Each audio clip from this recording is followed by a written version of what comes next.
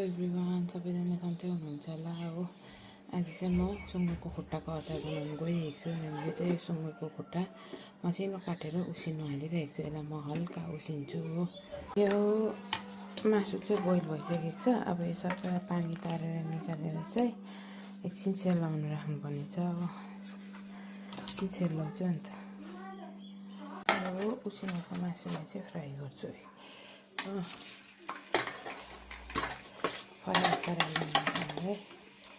मजाले पानी तेल चाहिँ हाल्नु हुँदैन, कम्ती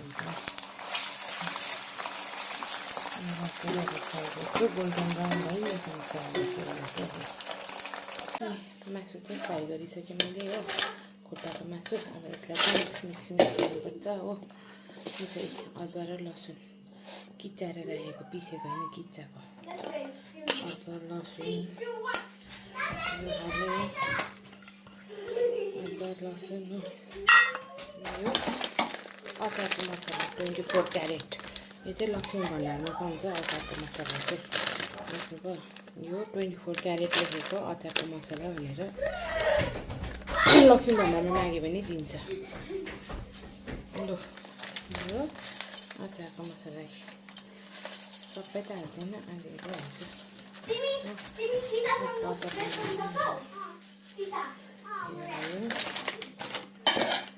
सबै मिक्स हुन्छ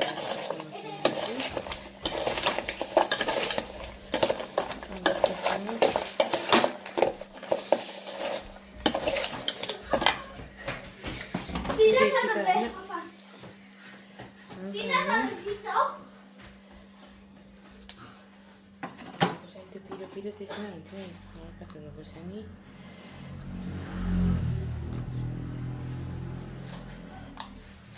चाहिँ सुक्खा सुक्खा भएर चाहिँ यही त्यो फ्राई गरेको तेल अलिअलि हाल्दै मिक्स गर्नुपर्छ।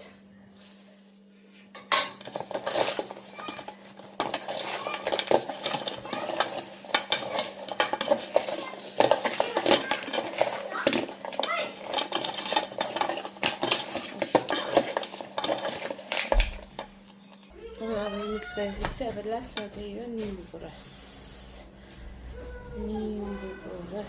हालेर चाहिँ यसलाई मिक्स गरिदिने।